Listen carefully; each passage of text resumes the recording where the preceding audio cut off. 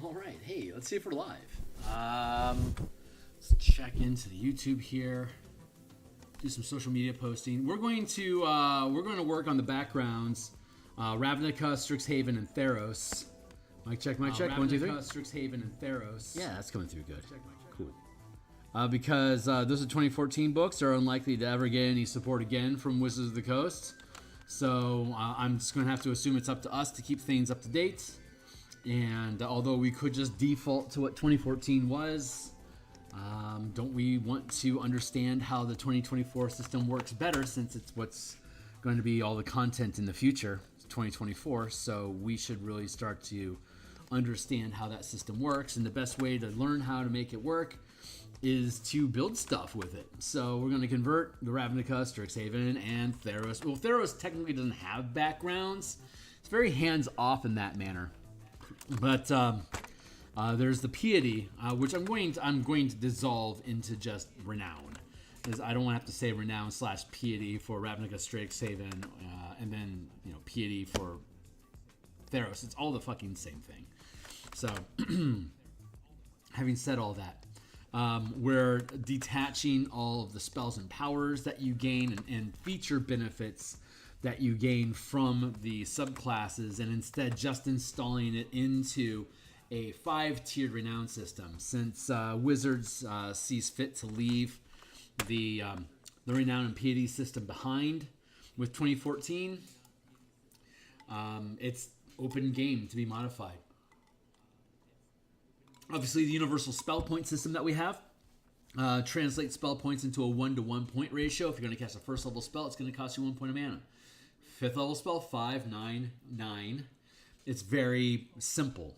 And if you reduce the amount of spell points that a character gets, there's no bloat. It's pretty good. So I've been using it for the past 7 years. I'm pretty happy with it. I will happily stand behind that and all the other things that we're building. So give me a hot second here for me to just finish up my...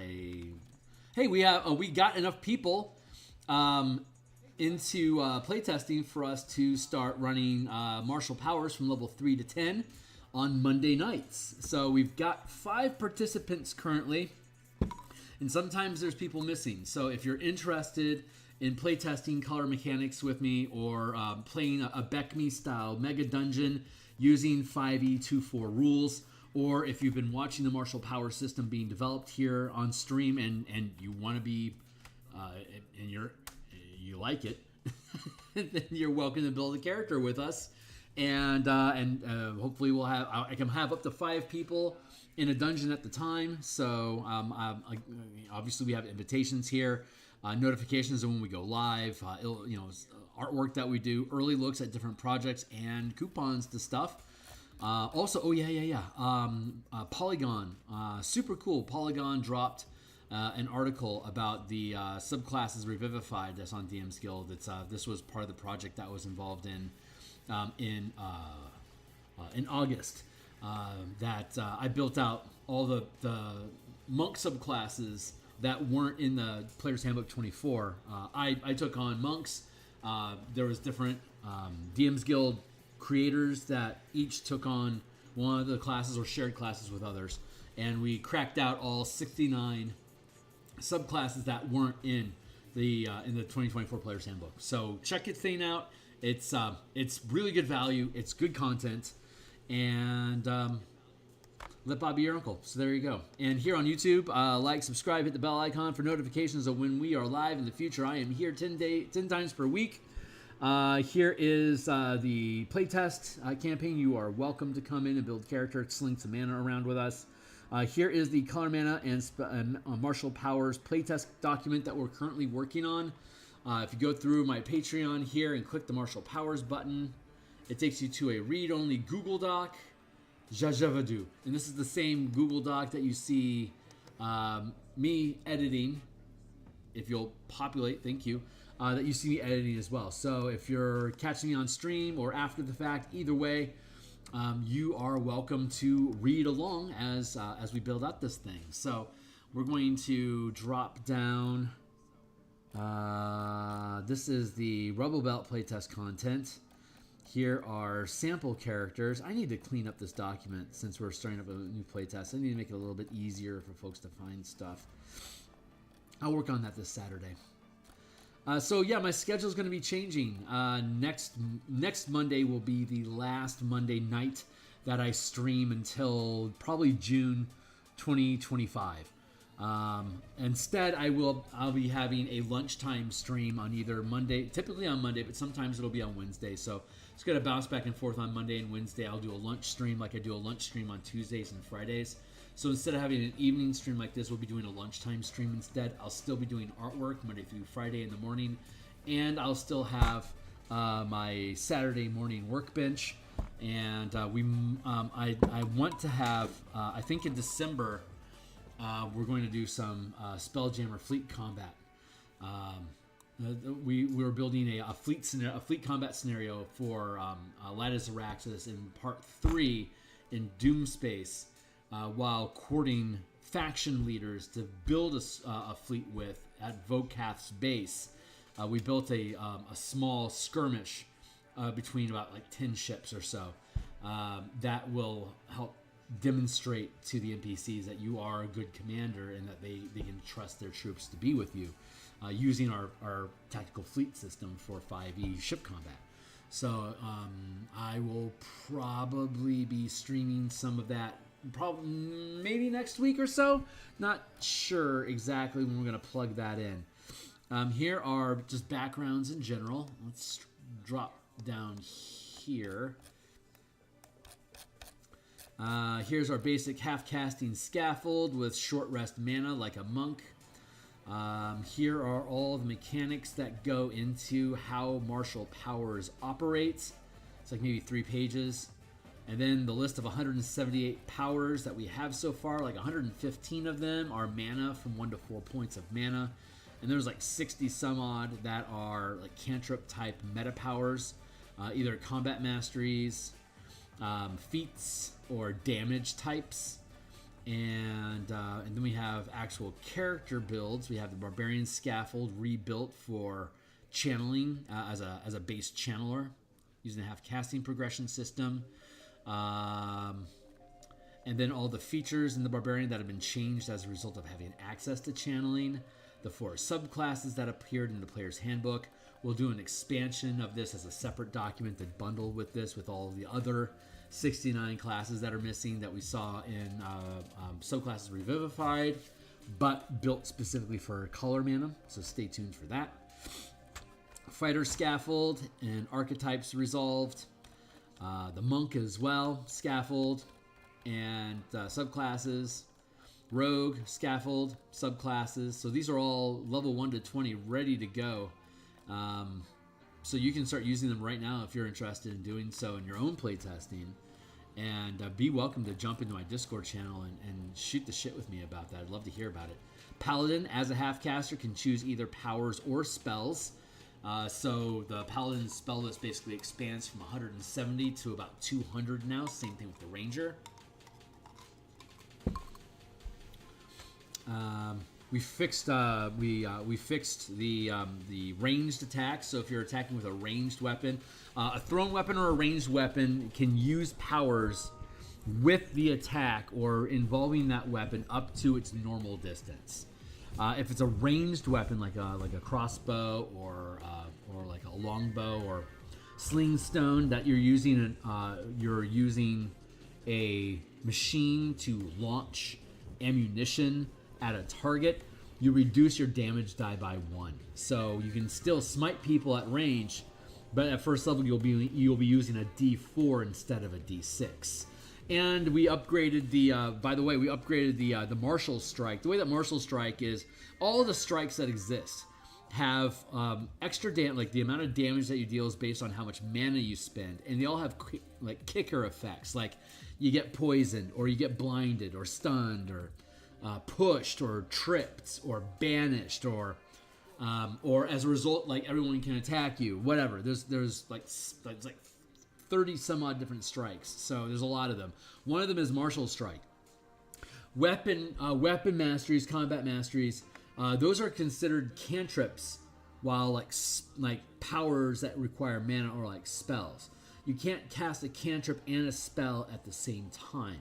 So like if I was to use like the tripping strike, where I hit you, I deal extra damage, and I knock you prone, I wouldn't be able to use that at the same time as I use, like, say, a push mastery, because the mastery is considered a cantrip, while the, like, say, tripping strike is considered a spell. So I'd effectively trying to channel two things at the same time, and that's not how action economy works, unless you say it does, and we haven't. But the martial strike power, what it does is it just deals damage, and instead of having a preset kicker effect, it's just use any combat mastery you know, or any weapon mastery that is part of your weapon. So like if I'm using a crossbow, like a heavy crossbow, and I use a martial strike with the crossbow has push as its weapon mastery. So if I use the martial strike power, I can dump mana into it to deal extra damage like a smite, and I could then use the push mastery because it's already a part of the crossbow. And the specific kicker effect of the martial strike is that you can use the mastery associated with the weapon. And an additional effect, because that sounds kind of cheesy, right? Because like if I was to use like Thundering Strike, and I put 3 mana into Thundering Strike, I'd punt somebody 30 feet and deal an extra 3 dice of damage. For 3 mana, that's decent value.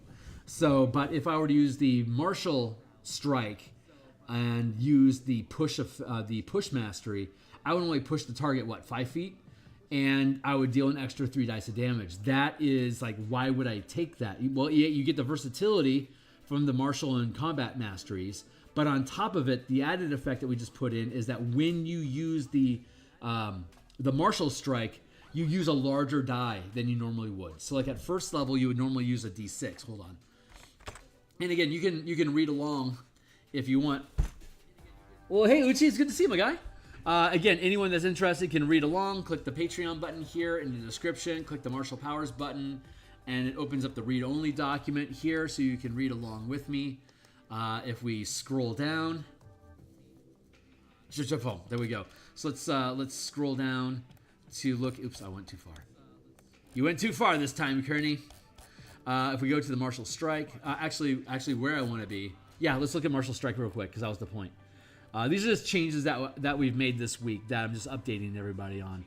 So Martial Strike, there you go. First rank power. When your weapon damage increases by 1 die per your weapon damage increases by 1 power die per mana channeled. The die roll is 1 size larger. The die rolled, the power die, I should write that there. The power die rolled is 1 size larger than your current die, up to a D12. And in addition, you can use 1 combat mastery you have prepared, or that is a property of the weapon you hit with. So at first level, we would have a, if I can make my scroll button work, there we go. At first level, your character would normally have a D6 die that you would roll. If you use the channel the martial strike when you make a hit, you'll deal, instead of a D6, you'll deal a D8. The Battle Master starts with a D8, it starts with a D6, and then it becomes a D8. At 3rd level, a D10 at 9th, and a D12 at 17th. So the Battle Master at 3rd level, instead of that D8, if they used the Martial Strike, it would upgrade to a D10. And as I just explained at the beginning here, we updated ranged attacks, like with ammunition ranged weapons, that you can use powers only up to your normal range with ranged weapon ammunition attacks. And if it is a ranged weapon and you're using a strike, you use 1 die smaller, down to a D4. So if I were to use a smite power with a longbow, and I say put 2 mana into it, doing if I'm 5th level, I'd be using a D6 still. So if I put 2 mana into it, it'd be 2d6 plus a kicker effect. But if it was with a longbow, it'd be 2d4 and the kicker effect. And there is it's a feat. It's basically a power tax that we're making you pay, because obviously range damage is more is more valuable than melee damage because you can kill people before you get to it. You did a good job. So we want to make that damage less, but still reward you for expending mana. So allowing all powers to work up to the normal range of your throne or ammunition weapon. That's good. It's very simple.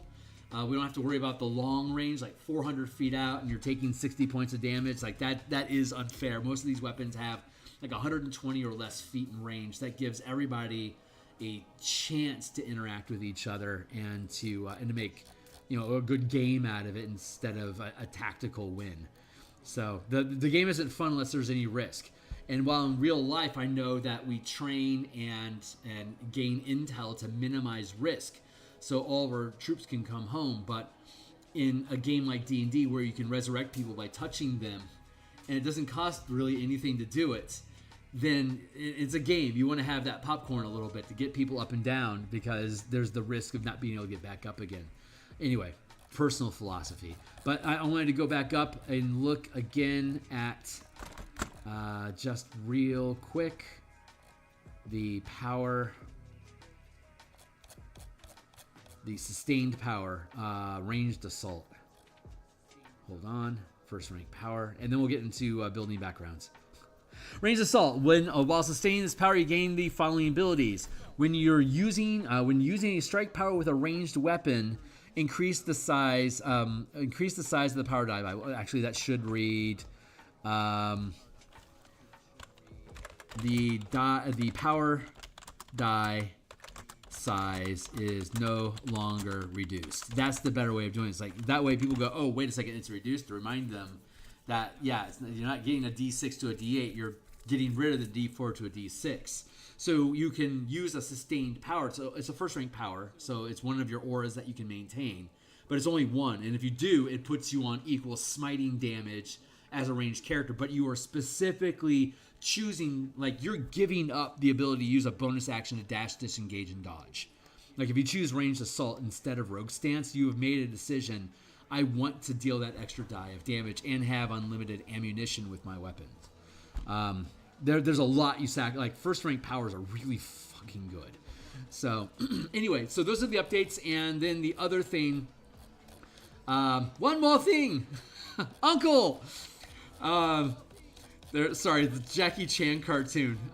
Jackie had his uncle, and his name was Uncle, and Uncle was famous for just one more thing, and like he would tell him to do one more thing like constantly. So like he was always adding tasks onto Jackie to get things done. It was actually a pretty good cartoon, but that's where that's coming from. Ranger, there we go. We updated the Ranger fighter mastery fighting styles. So just to take a look at those real quick, those click in at second level. Oh yeah, we got rid of sustain on Mark of Prey altogether. Now it's just an always on effect, but it always requires you to use a bonus action to target. And hey, Coffee, show the monks. you've got the document. Go down and look at the monks. But yeah, Ranger, there we go. So we got rid of so we have the channeling class feature. Okay, so, and I'm geeking out over this shit, so bear with me. We will get to backgrounds, I assure you. But one of the things that we had recently, when I'm really most interested in playing with in the system here on this playtest that we're going to be running, is the empowered actions, which is you can sacrifice your character's action economy to generate free mana during your turn. So movement, if you reduce your speed to 0 and the only way you move is like by forced movement, you cannot move this turn, and as a result, you gain 1 point of temporary mana.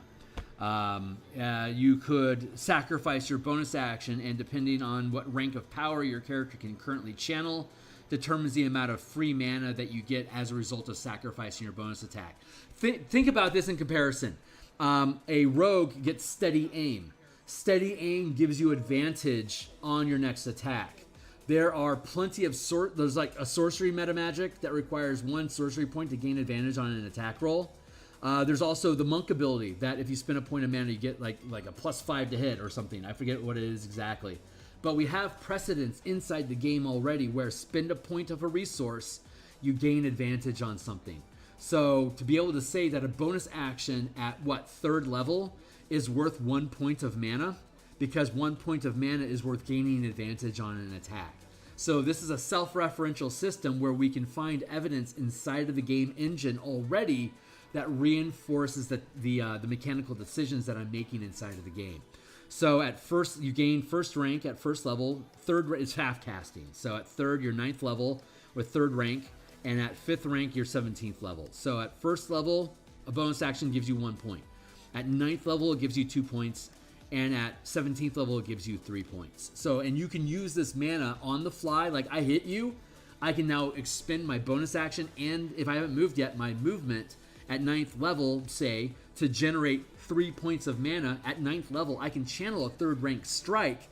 So if all I'm going to do is stand toe-to-toe with you and deal damage to you, I can sacrifice my bonus action and my movement and do a 3rd rank strike for free, dumping 3 mana into the hit, hitting you for an extra 3 dice of damage, and dropping you just that much faster because I'm not moving anywhere. The risk there is that, let's say, that enemy hits you, decides to hit you with a thundering strike and toss you away 15 feet. You're now out of range for that smite attack, but you've already committed yourself to being rooted. So in that instance, that smart enemy NPC is using your action economy against you, because like say a bugbear, let's say a bugbear lieutenant who is going to understand tactical decisions and how troops work, is going to recognize this guy just burned his movement to generate mana. If I have anticipate, which is a reaction I can take, which is when somebody attacks me, I attack first. And so if I burn my reaction to anticipate you and I know that you can't move anymore, I'm going to punt you so that if all you are is melee based, you can't attack me anymore. So now you have to take that option off of your list. So while a lot of people, I would say what's really interesting about this is that while a lot of the community in D&D is leaning away from the tactics because it's a drag on the game, what was really the most fun thing about like highly tactical games is being highly tactical. And the problem with D&D 5e is that the tactics are basically close distance to be within melee range, stay still, and do whatever you can to gain advantage on your attack so you can crit more often. And then stack damage. So with us being able to build our own action economy, moving people, like I can move you through 4 or 5 creatures, and each one of them, whenever they hit you, they could bat you and push you further down a hallway. Like let's say there's a disintegration trap 50 feet down the hallway, and there's a bunch of orcs in the tunnel, and they're all using coordinated attack, and they all have thundering strike. So you could get hit, push into somebody else's field, and then get hit, push into somebody else's field, hit again, and you could just basically peasant railgun somebody down a hallway into a trap. So that's something you have to pay attention to. And those are things that the DM can use with their monsters to set up, like you can make monsters traps this way. By building different action economy into the creatures, you can have them do different stuff to you. Like for example, I could use flatten to force your character, like to point my finger at you. You are now prone, but you're next to a chain whip build character NPC that it gets a free attack of opportunity on anyone anytime they get knocked prone. So the backline controller Warlock NPC hits you with flatten, your character automatically drops to the floor, triggering an opportunity attack off the chain wielder next to you. He hits you with the opportunity attack and has the ability to restrain somebody when they hit them with the chain. So now you're prone and you're restrained, so you can't move anymore, and your character's stuck prone, no movement, and everyone has advantage to attack you while you're on the ground. You have to break free of the chain, get back on your feet, and then figure out what your next action is. If you have tactics that are deep and interesting enough that you create a narrative from the actions that the creatures are attacking you or the tactical decisions that they're making, I don't think it's boring. I think it becomes more engaging because it becomes a legitimate challenge. How are we going to get through these things to get on to the next deal? And if you can have it resolve in 2 or 3 rounds, they're going to do something cool to you to make you think twice about what's the next thing we're going to do. But if the fight doesn't drag out so that you're able to crack through it like maybe 10-15 minutes, get through a quick little combat, move on to the next thing, and then like maybe if you got like 5 or 6 enemies, maybe that'll take a half hour to get through that. But the combat, the action routines change. So you're dealing with different types of opponents all the time that can work together or with the environment against you. So that's my challenge as a DM, to create these interesting tactical situations that the team can then, by taking rests and whatnot, rebuild their own action economy to be able to take on whatever threat it is that they discover. So that's what we're experimenting with. And then, of course, you can sacrifice actual attacks. If you have multiple attacks, you can sacrifice them to generate additional mana as well. So, like, if I'm an 11th level fighter, I have 3 attacks, I have movement, and I gain 2 points of bonus, 2 points of mana as a bonus action. I can potentially make 1 attack and generate 5 points of mana for that 1 attack. But as an 11th level fighter, I can only channel 3 mana. So like I could dump 2 mana into ramping up my chance to hit, potentially increasing my crit probability, and then have the extra 3 mana left over to hit you with a maximum smite. So, and then at the end of my turn, all the mana gets dumped. So if I wasn't able to use all of it, it's gone. So like if you don't have anything better to do, if you have something that costs 1 point of mana and you're not doing anything, stand still and just do whatever your thing is. Like give somebody advantage, or knock somebody prone, or blind somebody for a turn, or create an object that gives you cover for the round. There's a lot of different fun stuff you can do just by being able to generate mana. But generating mana, you have to be inside of initiative. So if you're not in initiative, you don't have the bonus action and the movement action and the standard action. You're just free floating in the environment. So what we can do using the Beckme system is keep everyone in initiative all the time. And it will shift from 1 minute rounds to 6-second rounds, depending on whether you're out or in combat. So when you're searching a room or something, everyone will have an action during that turn. And if there's mana you want to expend to help, like I want to search for secret doors, and I'm going to use a ramp. I'm going to dump mana into ramping my search skill to find it. And you're going to add on like an extra D6 or whatever. Like at 3rd level, you have an extra D6. You're going to be a lot more likely. But when we get into like, say, 5th or 9th level playtesting, dumping 2 or 3 extra dice into searching for stuff, or like following tracks, or deciphering a rune, you have all this mana you're going to be able to expend to ramp that stuff up. It should be pretty fun. So, and if it's too broken, we can fix it. And for all the full casters out there that aren't necessarily using the system, you could always like have a druid using the Warlock chassis. That you're gaining a short rest back. You're gaining all your mana back on a short rest, for instance. So there's a lot of cool flexibility you can play with that. Anyway, those are some of the updates that we've had to the system. I don't think I actually showed the Ranger updates.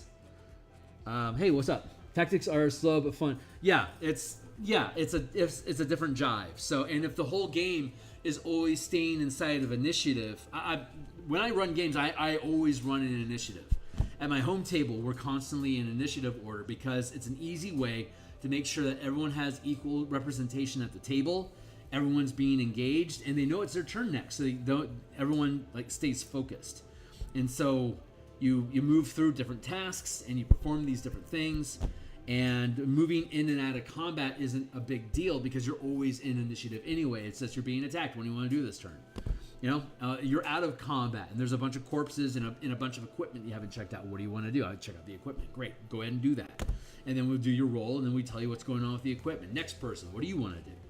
Blah, blah, blah, blah, blah, blah, blah. Channeling features. Oh, yeah, that was the cool thing. The reason I was bringing up action economy is because normally you can only spend that action economy on powers. And if you're not a channeler of power, you can't use it. There's 3 differences. One is the Ranger. The Ranger can freely use their generated mana for either powers or for casting spells, but only instant and concentration spells. So it still has combat combat action economy being used there. But one of the really interesting features of that is healing magic, casting Cure Wounds. You can at any time stand still to heal somebody, generate a point of mana, and cast Cure Wounds for free. It ate your action and your movement, and now you have your bonus action left over to do whatever it is that you're going to do with your bonus action. But a ranger using this system, like as one example, a ranger becomes a really fucking good healer because they can always, at higher and higher levels, they can dump more and more mana. At 9th level, that ranger can stand still and put 3 points of mana into your character if they are willing to dump their bonus action now. So that's 3d8 plus 5 or whatever hit points they can give back to you that round. And they can do that consistently every round without actually ever touching their mana pool. Because you don't get a lot of mana. It's just 1 point per level per short rest. It's like a 9th level ranger has 9 mana. So like that's not a lot you can throw around. So it's useful to be able to generate action economy, extra mana, because occasionally you're going to want to top it off with your own mana pools. Like, I can only generate 2 points of mana right now, but I can do 3rd level smite. So I'm going to dump in one of my own points out of my mana pool to top off that ability to deal more. So that's one of the really cool. The arcane trickster can do that at 9th level, and the eldritch knight can do that at 7th, but the ranger can do it at 1st, and only with ranger spells. So if you dip ranger 1 and then go sorcerer 19, it's just whatever ranger spells that you have is the only ones that you can generate that mana for free. So like you can't cast your 9th level spell that way or whatever. Mark of Prey, what was the revisions that we made to? Yeah, Mark of Prey no longer requires any kind of concentration. It's always on, but it always requires a bonus action to switch targets. So some versions of it that we've seen has been like when you kill an opponent, you can automatically switch to another target, but you have to maintain concentration. It costs you a spell resource to do it. This is for free and always on. All you have to do, but it will always require a bonus action to switch your targets. But if you have a target marked, it gives you free mana every time you attack them. So the bonus action, it kind of is the same as the Paladin. The Paladin can use their bonus action to deal extra smite damage, while the Ranger can use their bonus action to mark somebody to then gain extra, to take extra smite damage. And then I have to use my bonus action to switch to a new target, and then I can hit them for free extra mana. While the Paladin is, I hit you and I burn my bonus action when I do it to deal the extra damage. So it's kind of the same. The Ranger sets up the attack first, and then as long as they keep hitting, they get the free mana. But they're going to drop the target fast, so then they're going to have to switch to another target and start DPSing that target. While the Paladin is each round, I hit you, great, smite. I hit you, great, smite. I don't care if you're alive or dead, and I make that bonus action decision at the front. So, like, the Ranger is very much like that steady aim sort of rogue. You automatically, at 5th level, you gain advantage, right? So a 5th level Ranger automatically, as a bonus action, clicks on advantage to attack that target until they're dead. And every time they hit them, you deal an extra point of mana worth, an extra die of damage. And then at 20th level, it upgrades to a D12, and you're dealing 2 dice of damage. And then, like at 13th level, even if you're the only thing that, if you're asleep, you can wake up and it's still active. The target can make a saving throw at the end of each day to try to end the effect. And then the foe slayer, it's the only thing that will drop the mark is you dying. And then you get the D12 and you get 2 dice of damage with it. So nice, not bad. The 2 masteries. The dual wielding. It was the range prowess I wanted to point out. When you strike with a ranged weapon, your power die is not reduced. You get that automatically at 2nd level. You don't have to worry about sustaining the ranged assault sustained power. Like you free up a rank worth of aura there. And then at 6th, so it's at 2nd, 6th, and 10th level. While the mark features at 1st, 5th, 9th, 13th, and 17th. So you get 1, and then 2, 5, and then 6, 9, and then 10. So almost every level, the Ranger is getting something fucking cool that they get to add on to their character. And of course, there's dual wielding and druidic warrior and stuff like that as well. So that's all the updates I really wanted to run through. And God, that took a lot longer than I thought I was going to. So thanks a lot for anyone that's been listening in and tagging along for the ride.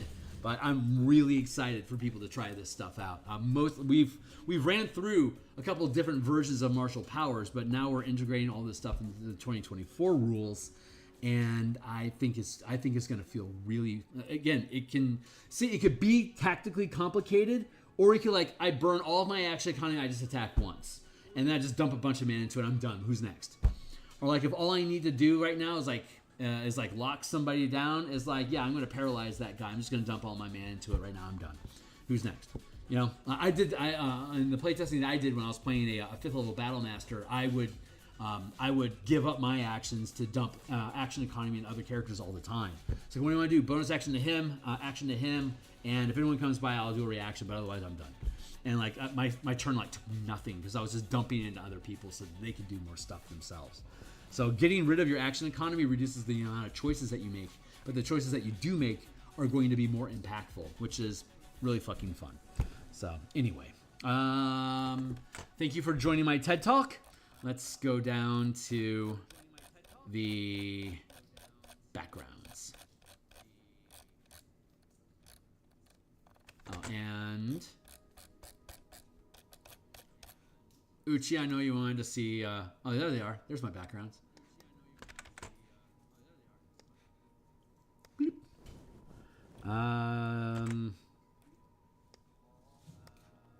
Strixhaven backgrounds, Quandrix, Silver Quill. Okay, so the way that we are rebuilding these. So I'm going to grab all these. We're also moving them to another location. You're being moved to a new location. It's safe and secure.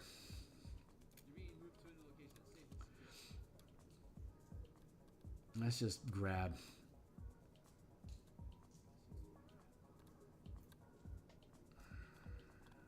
Let's just grab all of this shit.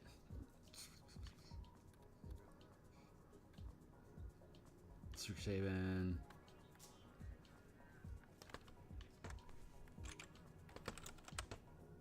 There. And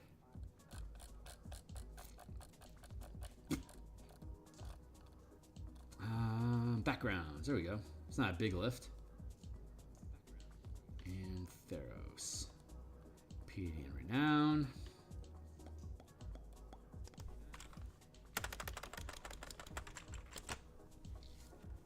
Okay, so we're rebuilding Renown. Since the backgrounds in 5e24 have ability bonus increases, starter feats, proficiencies, and equipment. That changes somewhat the power balance. I mean, the Ravnica and Strixhaven backgrounds were already super fucking broken, right? So the way that we can resolve that is instead of having it built into your character that when you gain these spell levels, you gain these different spells, and we translated that for the power character, for the channelers in this book, that, you know, when you gain these different levels, you always get cantrips is fine. But first, second, third, fourth, fifth, at fifth rank, these are the different powers that you get, and we made it different for each one of them. But the way that we're rebuilding it is through the renown system.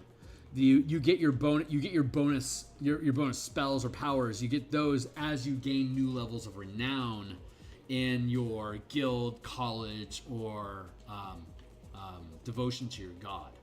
So, and those are scaling, and we broke that into, it was 4 with some pretty arbitrary numbers from 2014.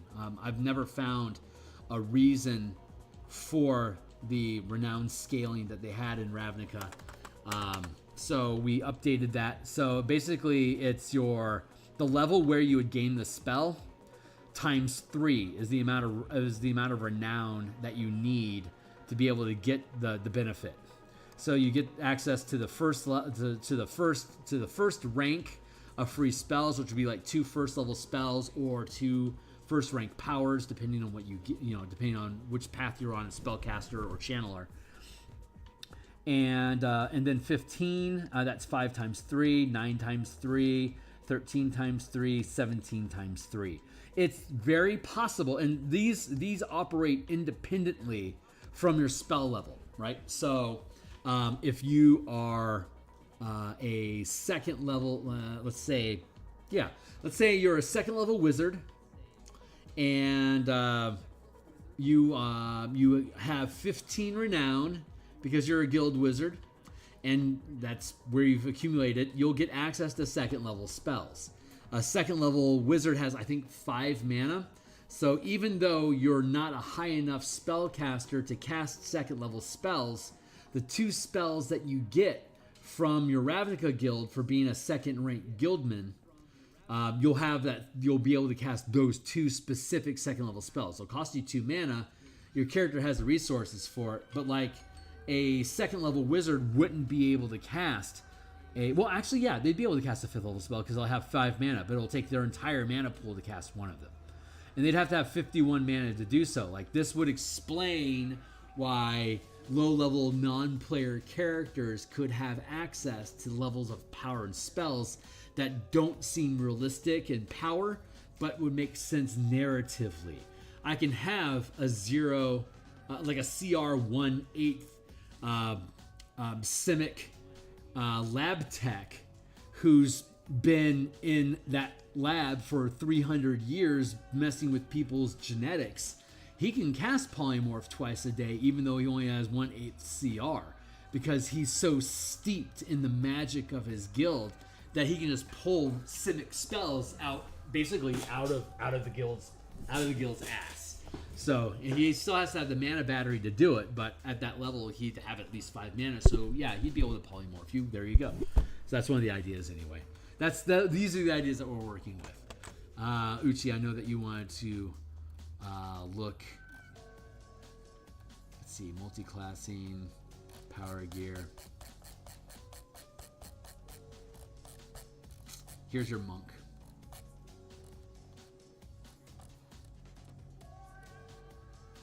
That starts on page 31. And again, to take a look at it, here on the description page, just scroll down to the Color Magic and Martial Powers playtest document linked to my Patreon. Don't have to be a Patreon subscriber. God bless you if you want to follow me for $1. Martial Powers button, read-only document. Scroll down to page 31.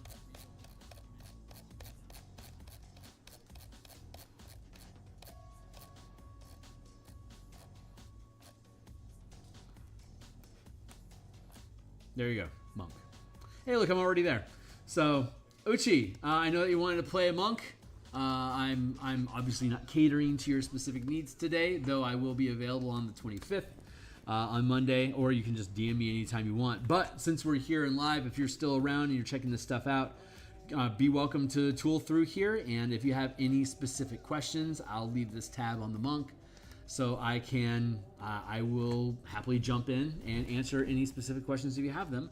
And in the meantime, I'm just going to try to finally get to work on this. So that's on me. I'm the one that's been rambling. So we have all the skills laid out here, the tools that you get for each of the guilds. So that worked out well. Here's the abilities that we went with, and I just arbitrarily said. So if I assign 2 ability scores specifically, and then have the caveat, or you can choose 2 ability scores that you want, that allows you to basically select, like if you want to play an Azorius fighter, intelligence and wisdom might not be where you want to be at. Maybe you want to put it in strength and constitution. So great, go ahead and choose strength and constitution. But generally, things that are valued in Azorius Senate is intelligence and wisdom. This is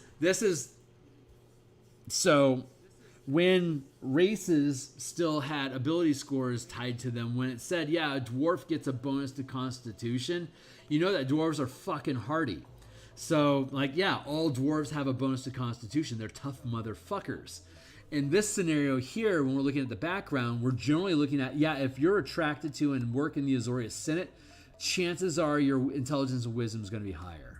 Like, you can use these as guidelines of, like, if you're going to have a good versus bad stat, these are going to be good stats for sure. Boros Legion, strength and charisma.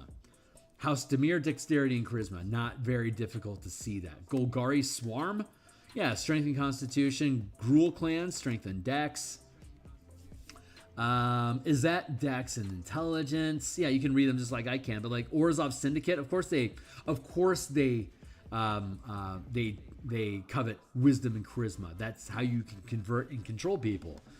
Cult of Rakdos, constitution, charisma. Torture cult that performs live for other people. Absolutely. Selesnya, the conclave, yeah, strength and wisdom, that falls right in line with their card set. Simic Combine, intelligence and constitution, they're geneticists. It makes perfect sense that constitution and intelligence would be their strengths. So this is self-referential. We want to do the same with Strixhaven. So Lorehold, Dex, and Intelligence. They're delvers and archaeologists. So we wanted to look at Strixhaven. Where are you at? Down here.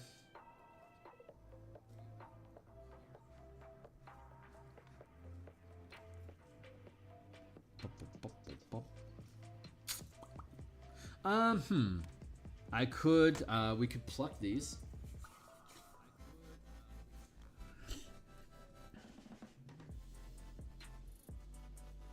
That's right, we replace languages with the tools. That's the new format. Prismari, Quandrix, there we go.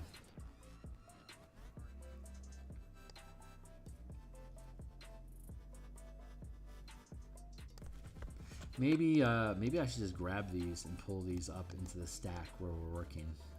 And just change this format instead of trying to cut paste all of the formatting. I don't even have anything for Theros yet. Theros is by far my weakest set. Strix up here.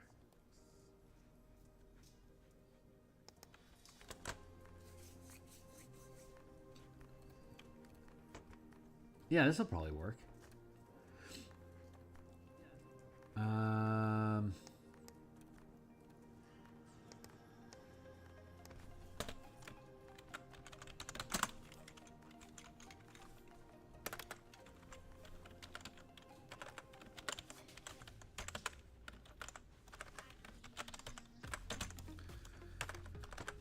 Renown and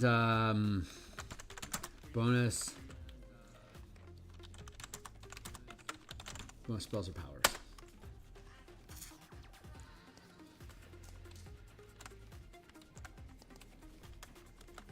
Three, 15, 27, 39, 51. Funny thing is that the renown normally caps out at 50 anyway, so this is actually with pretty much in spec.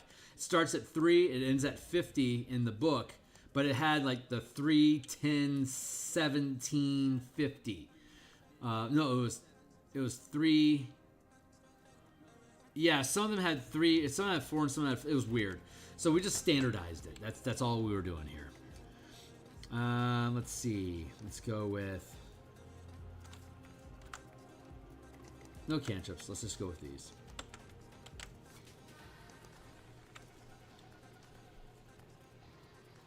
We'll just have to fill these all in. Copy, paste.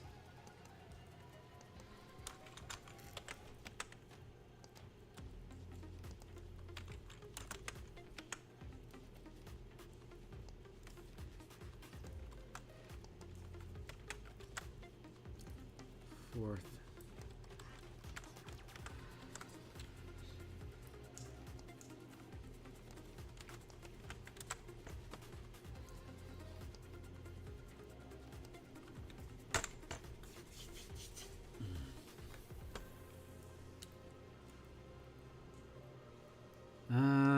Let's see.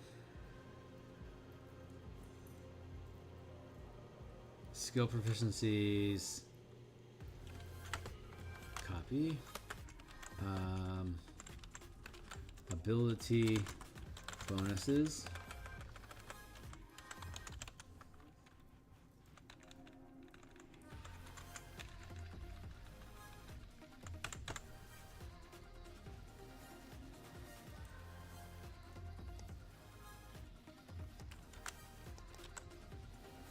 Cartography tools.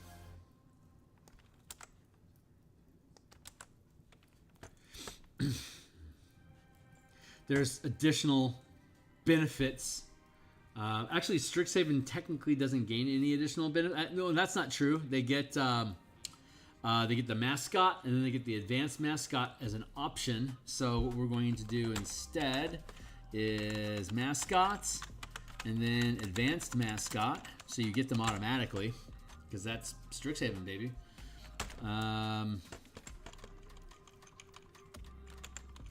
I honestly don't know what the other perks should be, but this basically like as you develop your stealth as a collegiate in Strixhaven. You gain more renown in the college, right? It's a 4-year college, so technically it's going to cap out somewhere inside here. So the Curriculum of Chaos only goes to level 5, I think, right? I don't think it gets to level 9. So technically, we don't need any upper ranks. Let me look that up again. What is the level range of Strixhaven? Curriculum of Chaos. 1st to 10th level. A Curriculum of Chaos is a series of D&D adventures that can be run individually or as a campaign, taking characters from 1st to 10th level. Okay, I will accept that. So we do get access to 3rd. We have mascots. We have advanced mascots.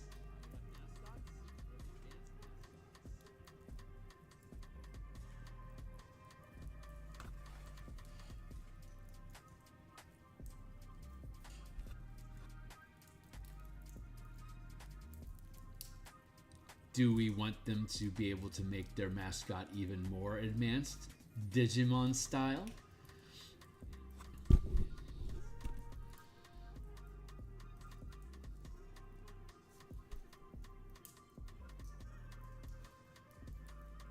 Hold on.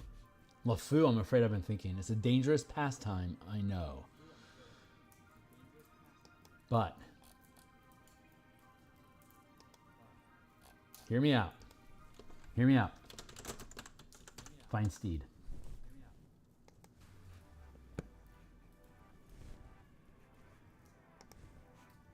Huh? Huh? Yeah?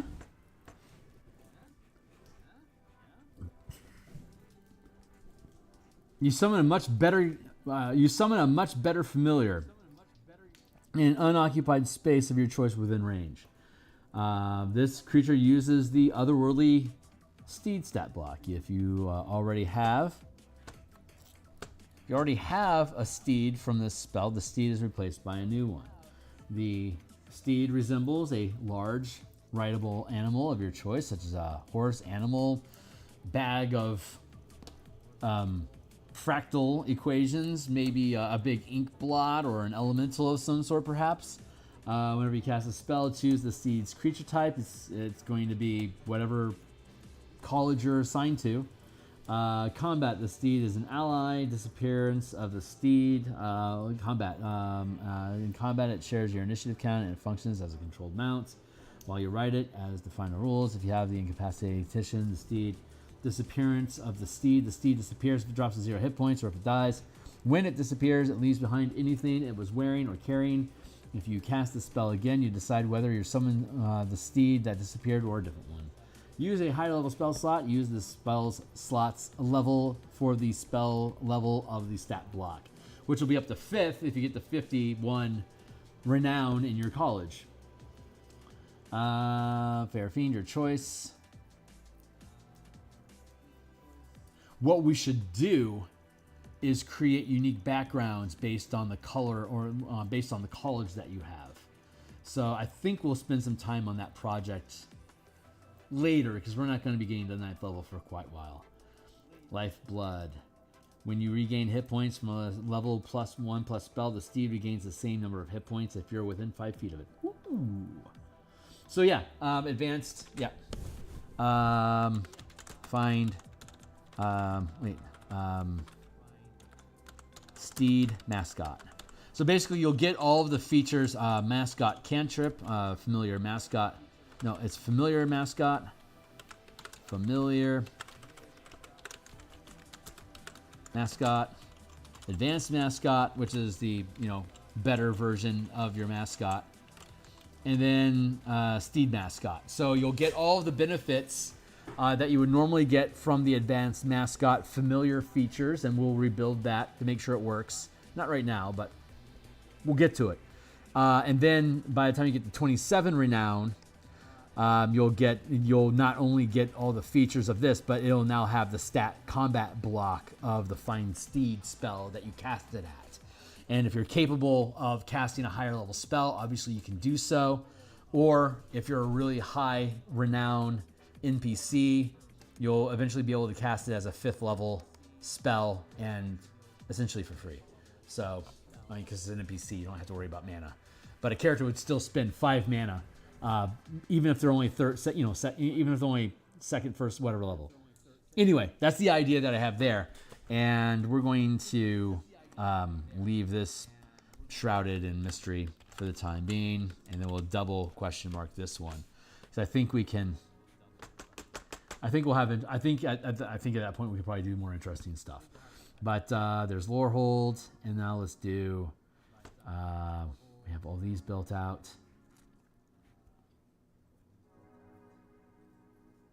Lorehold is not blue-green. Lorehold is white and red. Prismari background. One musical choice and one artisan tool. That worked out. And then ability bonuses. You are blue and red, Prismari.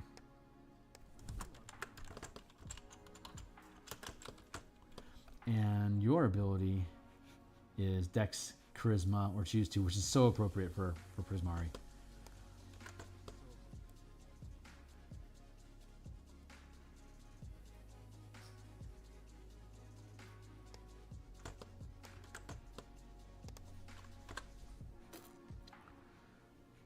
There, and then let's do this.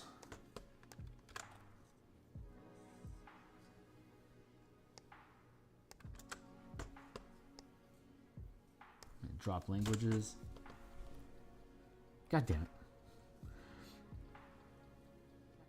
No, still valid. That's still valid. Here.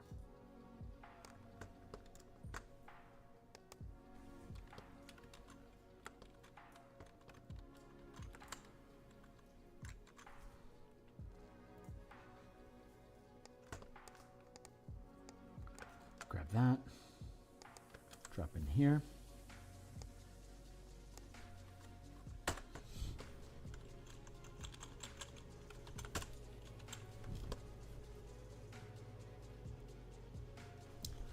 Is that true? It doesn't feel true. Let's go find out.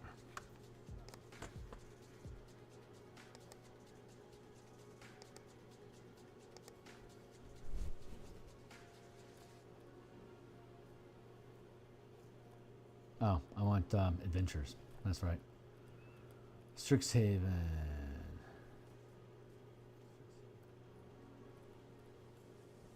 Where is it?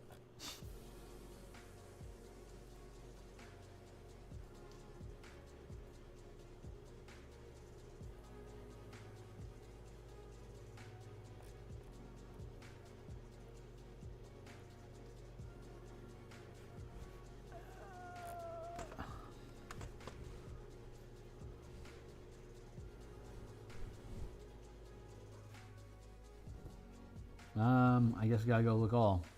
Hold on.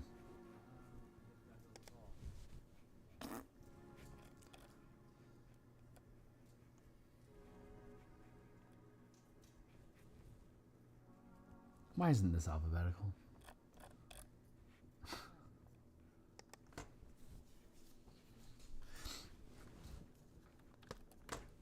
Let's see.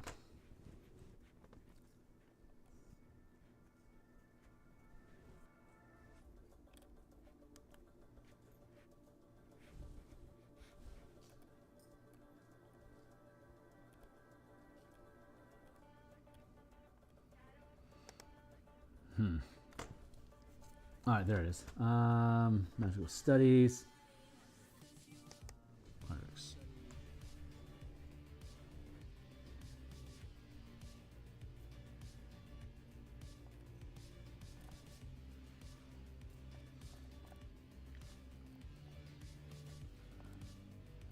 Did I choose the right thing? Town hall.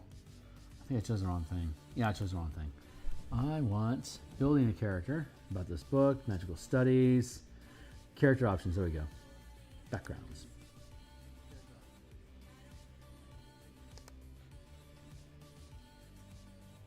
arcane, nature, artisan tools. Okay.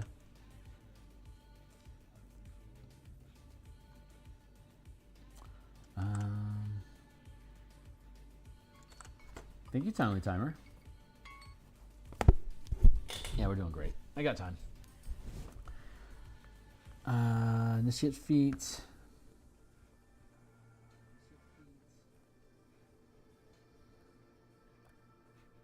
That's really cool. Okay, so we got that. And spells and powers.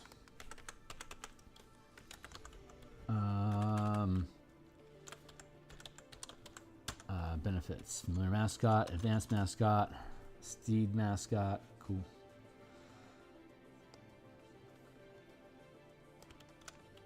I mean, it's pretty generic.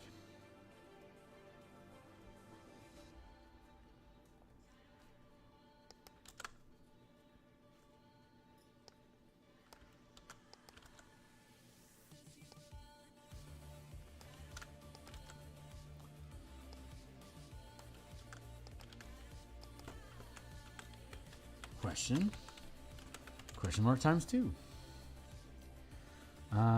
So that's good for Lorehold, Prismari,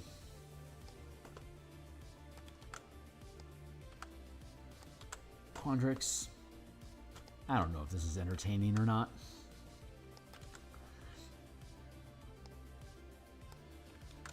But this is how we make sausage, folks.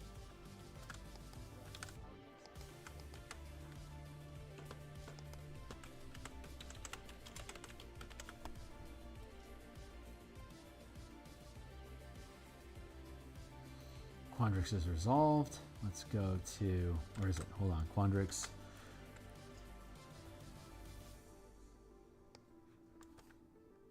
Intelligence, Wisdom, choose 2. Thank you.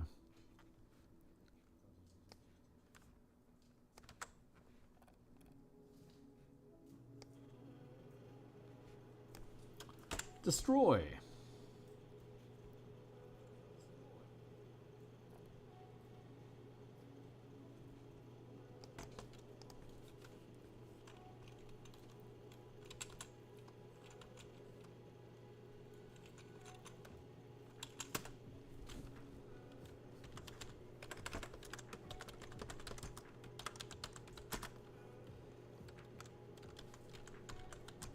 Choose one, stupid.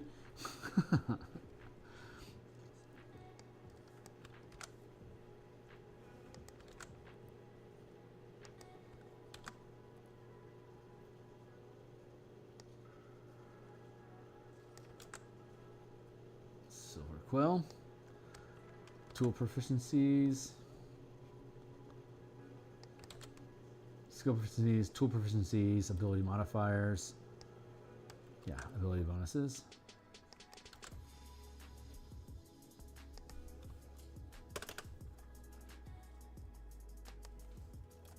And then here, Silver Quill goes like this.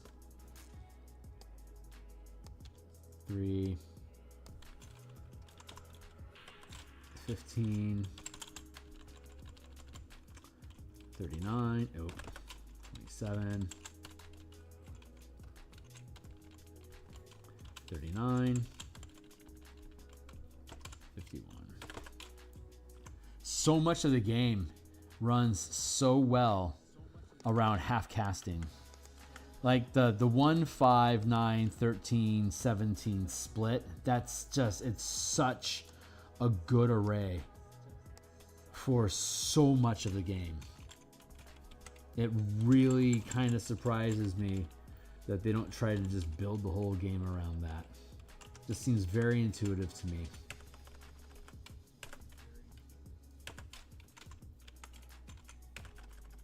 But hey, what do I know? I just built a whole game around it.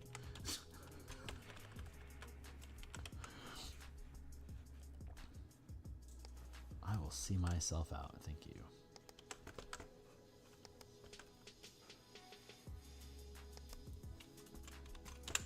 Delete, delete. Advanced mascot.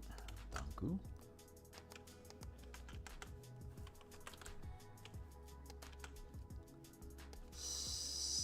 Steed mascot. Is Digimon is digital champions. Digimons have more power.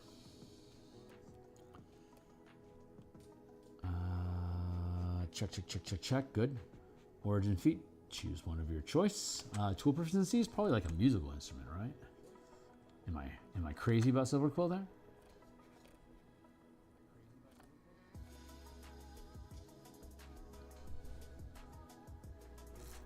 Huh, no tool proficiency. What about Quandrix got a tool proficiency, right? Huh.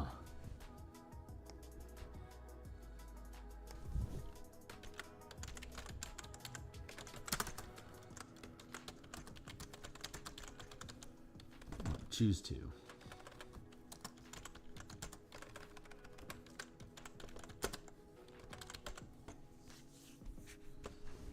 And Silver Quill stats. Incinerate Quandrix. Silver Quill.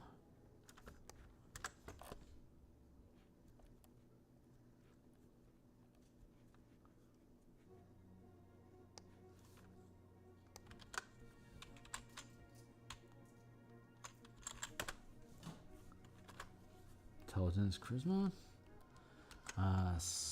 Guild proficiencies, Intimidate and Persuasion. That makes sense. Choose two, and cool. So, Silver Quill legit. Except those colors are wrong. White and black, thank you.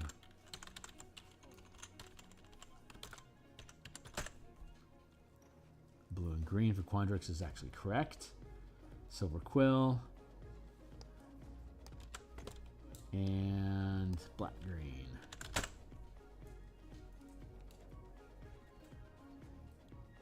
Wither Bloom.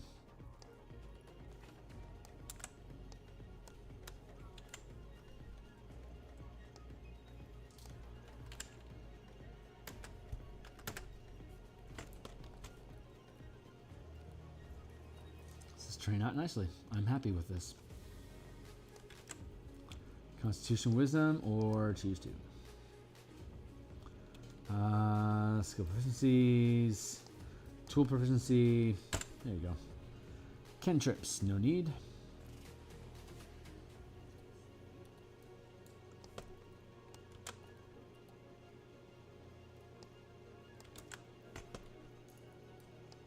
Renown of 3, and then 15, and then 27, 39, 51.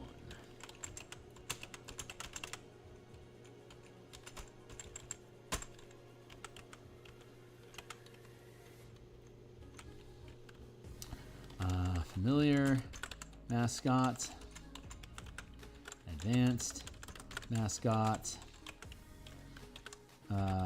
steed, mascot, question mark, double question mark, tool proficiency, bonus feat, origin feat, choose one.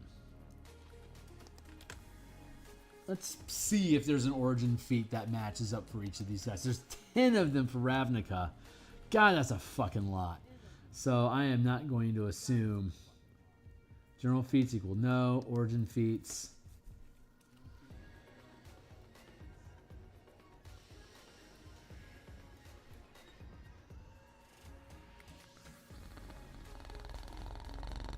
I can see skilled for lore hold. There's not a lot of origin feats. That's a shame. Crafter, huh? Alert. Maybe healer for Wither Bloom. Maybe skilled for lore hold.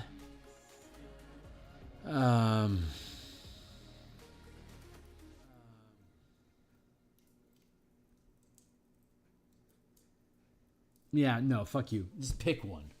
Just pick one.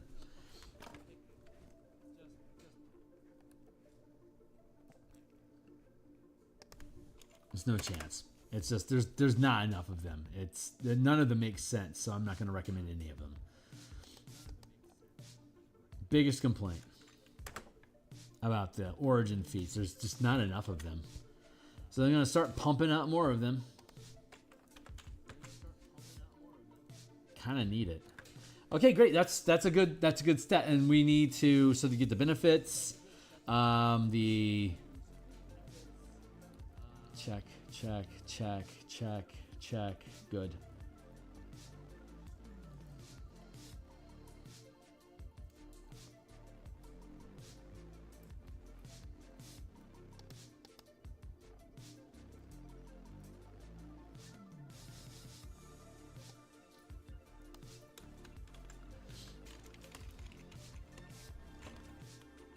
Ravnica.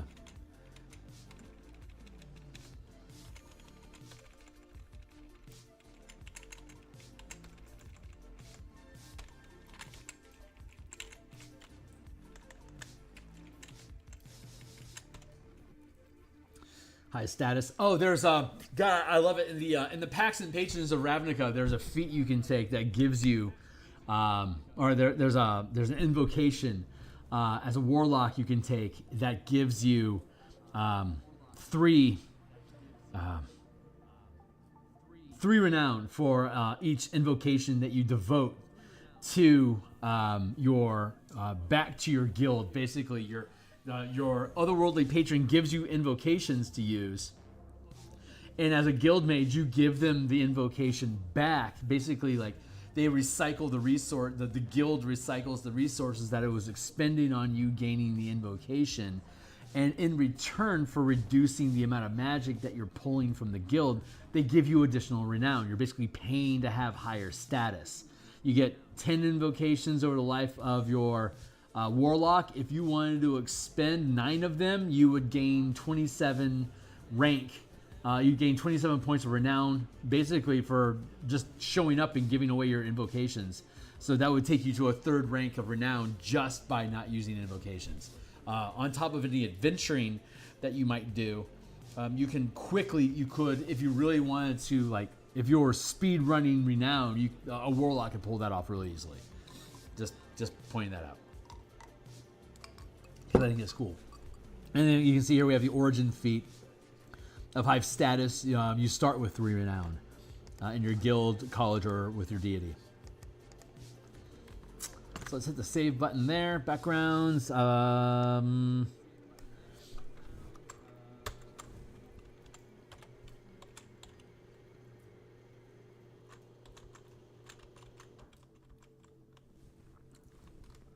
Let's see, updated Ravnica, Strixhaven, and Theros backgrounds for use with color mana system.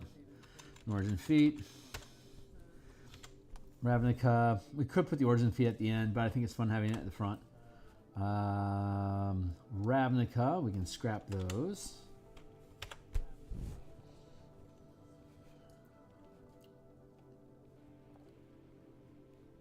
White and red. Yeah, so Strixhaven lines up.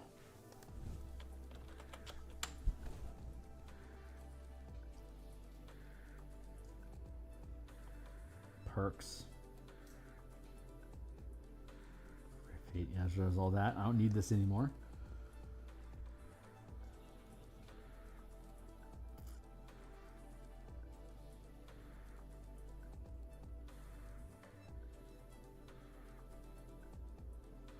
Push that all out of the way to simplify our life.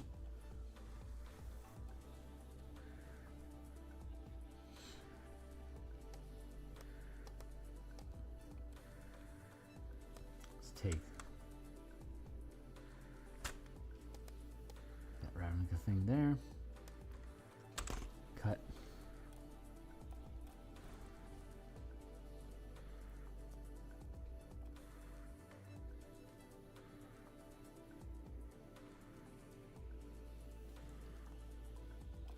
What am I looking at? Okay. Okay, what I want to do is click here. Where am I? Disciplines. Yeah. And then underneath the magical damages powers,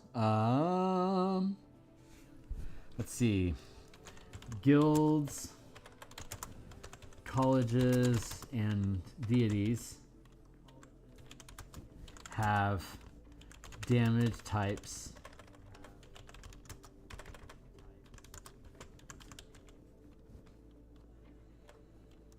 are naturally devoted to different types of damage based on the colors they are devoted to. Here's the Ravnica colors. And then let's go grab. We need to keep that in frame. Strix is looking good. Theros will be fine. Here's our Strix damage types. And Theros, here's our basic damage types. So I can pluck these, pluck, and take them to where they're supposed to be here.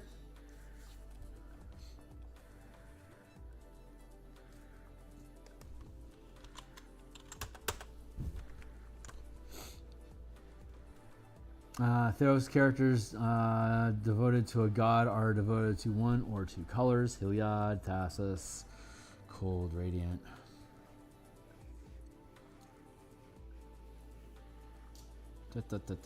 Characters can learn basic and advanced damage types devoted to their god's colors.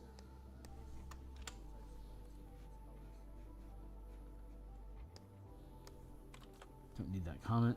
Deity.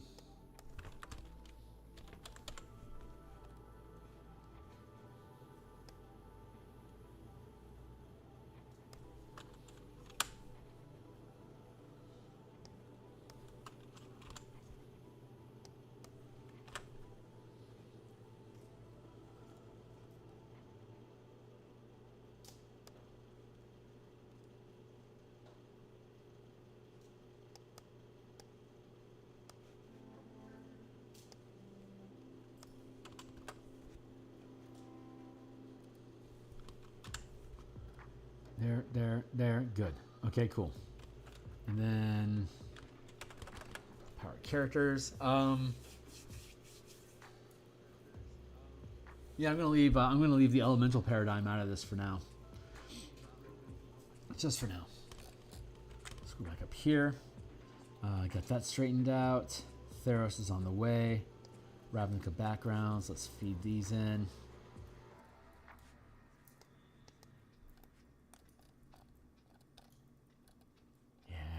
This is working out. My mouse is wonky. I think I hit it too hard.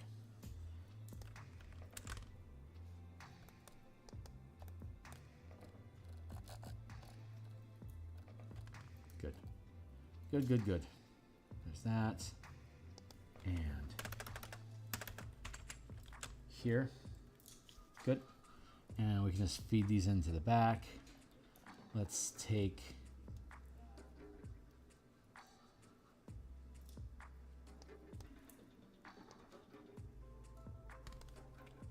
copy. Can we do this?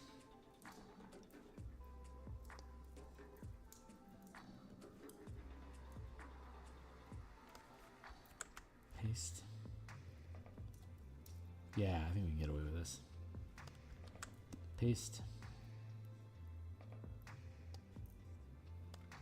Paste. There we go. Ugh, there's 15 of these for Theros. Jesus Christ. Talk about your bloat. That's cool though. I have never been really inspired by Theros, but I can respect that other people are.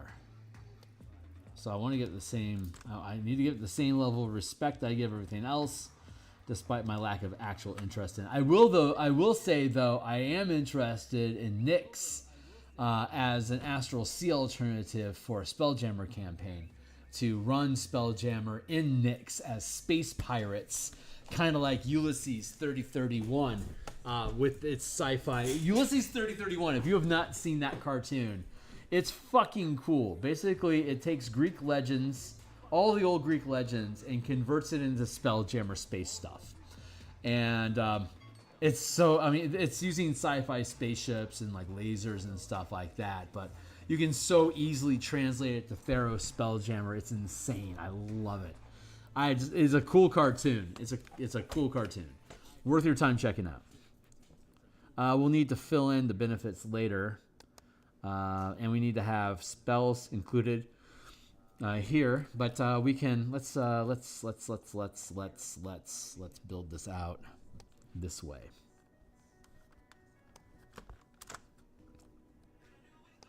Where do we go from here, huh? Wouldn't you like to know? So we're gonna go like this, and then we'll cut.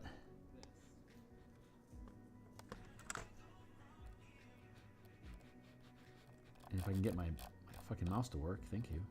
Did you bring your fucking tools? There.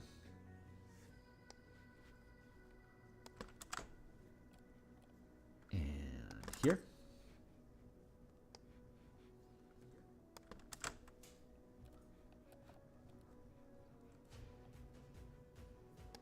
And here. Yeah, the playtest, I'm opening it up to all 13 character classes, but I want to have at least 3 of them be off of the martial power list of being a barbarian, fighter, monk, rogue, paladin, ranger, artificer, or warlock. That's a lot. So 8 of the classes are readily available, and if we have 4 or 5, those extras could choose to be cleric, druid, bard, cleric, druid, sorcerer, or warlock, a wizard if they want. Because I'm more interested in seeing how the martial power classes play specifically, but I also want to see them interacting with full casters as well. So it's valuable to have them both there, though I want to emphasize that. So I'm encouraging folks to make multiple characters and choose which one. The way that we're going to structure it is that each day of adventure is going to be a separate episode because we don't know who's going to be back next time. So the goal is we'll have a 3.5 hour session. And the goal is to go in, dungeon delve, and then get out. And when you get out, we end the session with you taking a long rest. And then when we come back to the game, everyone's taking a long rest. Whoever is in camp, whoever shows up, whichever character they want is in camp. And then you delve, and then you go back into the dungeon and you delve more treasure. As soon as the team accumulates enough treasure to gain experience points for their character, then all of their characters gain a level from 3rd to 4th. And then as we move further into the dungeon or down in the dungeon, I'm building higher and higher level threats to continue challenging the team. So your 3rd level characters could delve all the way into a 5th level dungeon, but the CRs are going to assume that you're 5th level and kill you. But the treasure you can pull from it is going to be fucking huge. So if your character can go down, like if you're 6th, 7th level, you could delve deep and try to pick up like 9th, 10th level dungeon shit, and you'll gain a level pretty fucking fast that way and be able to cruise through the content if you can survive it. So it's a big risk reward system that you're playing out that way, but it's pretty cool. Azorius is white and blue. This is true. Cut. Paste. Yeah, we're going to be playing cut paste here.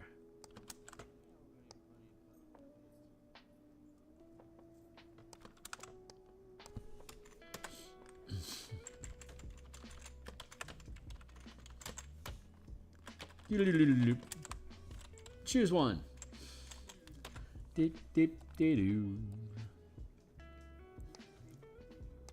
Boros. Like, you can disagree with me if you want. That strength and charisma are good default stats to represent Boros. And if you do, you can just choose to. Strength and charisma are both fairly useful for characters. So whichever one you want to play, I honestly don't care.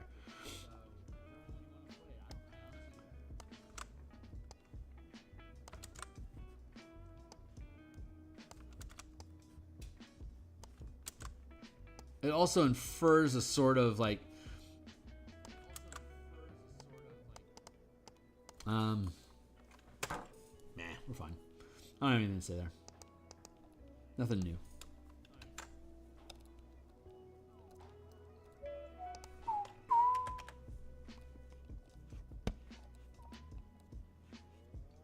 Dimmer.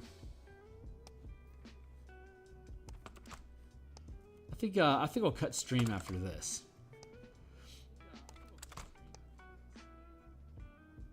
We're going to I'll reorganize this document so that all the classes flow alphabetically up above, just to make things just a little quality of life.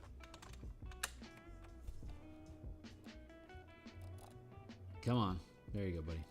Come on. So we'll be back tomorrow morning to stream more Eberron page art. I'm really enjoying that project. That's gonna be such a fucking kick-ass book when it's done. I'm really excited about that. Holy Hannah. And then we'll come back at lunchtime, typically like around 1:30-ish PST Seattle time. And we'll work on, I think what we're going to work on, probably, I think we're going to work on more Spelljammer 2024 conversion, because we need to update Spelljammer combat and exploration for the 2024 rules.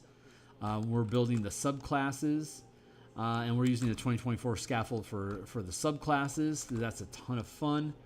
We're building out the Warforged and the War Machines and Kaiju book. That's going to be a lot of fun as well. So yeah, we're going to work on Spelljammer stuff tomorrow at lunch. And then Saturday morning, when we come back, we'll probably clean up. We'll probably work on Theros, and in preparation of Monday. Yeah, we'll see if we can get Theros done on Saturday morning, so that we have all of the background options available for characters. And Jeweler's Tools is so cool.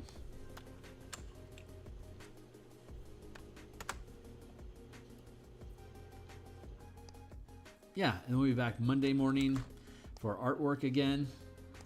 We'll be, I don't think I'm going to be streaming at lunch, but I will have an open session for character building on, that'll be Monday the 25th. So at 5:30, I will be on call in the Discord channel to help characters with character builds and stuff. And then I will stream for the last time Monday night, the 25th, probably from like 7-ish till 9. It'll be the last time I stream for at least, probably for like 6 months.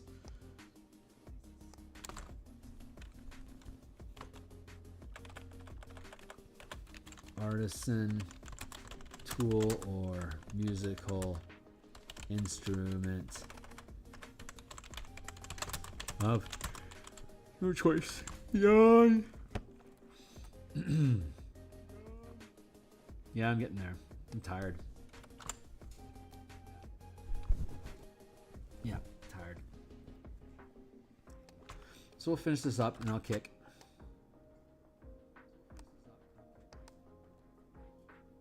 Whoa, whoa, whoa, whoa, whoa, whoa. Simic is not updated.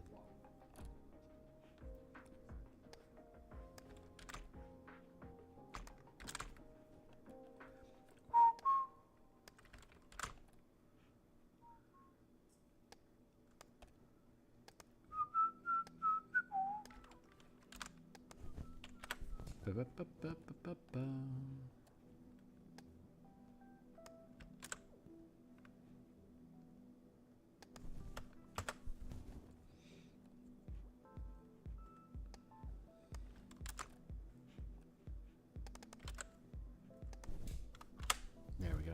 And good. Send here.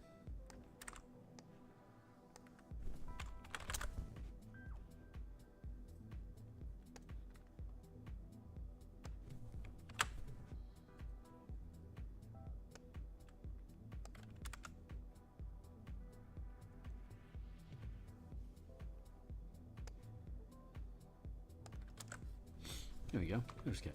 And then 3, 15, 27, 39, and do this 1,000 times ad nauseum.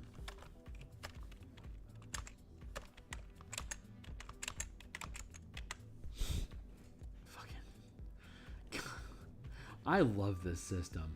I am in love with it. So fucking much fun.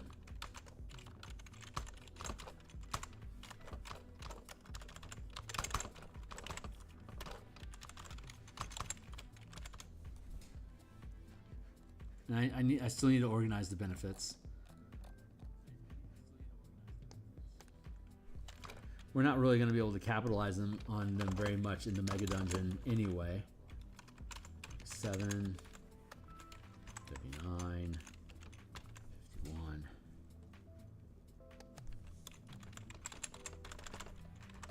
39, almost done.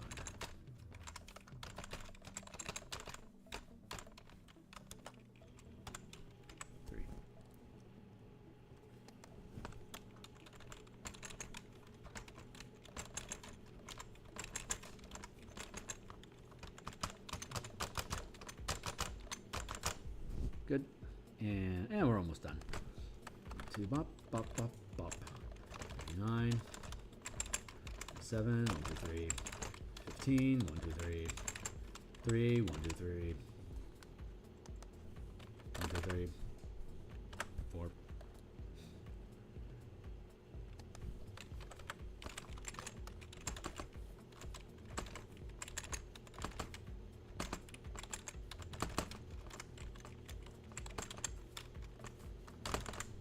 I think I've got a fun scenario for folks to start off with in the Mega Dungeon, so that should go well. Got some fun traps and tricks and puzzles in mind, as well as some hopefully cool combat encounters and interesting exploration challenges, spelunking and stuff. I think there's a decent wide variety of tasks for the team to perform. I've been going over a lot of it on my in my various design streams, so I don't care if the players see it or not. Fine with me. I'll just call it intel that they have gathered about the place. If they happen to recall anything or, you know, crib it, that's fine with me. But great, so we have the Ravnica backgrounds now resolved, and the Renown system is now doing all the carrying for all the interesting bits that they would get. We have the Strixhaven backgrounds resolved, and when we come back on Saturday morning, we'll start working on the Theros backgrounds. So, yeah, I'm going to go ahead and cut the stream here for now, and I'll be back tomorrow morning, and then back at tomorrow lunch for Spelljammer Mechanics 2024. And then we'll be back Saturday morning for our Saturday brunch lunch stream, and that will be Theros. So thanks all for hanging out, guys. Thanks for being interested. You're more than welcome to bounce into, again, to kick into my Discord, which is, you can follow this link if you wish to jump into my Discord. Check out some of these books that I've created, and I'll see you guys in the morning. Thanks a lot.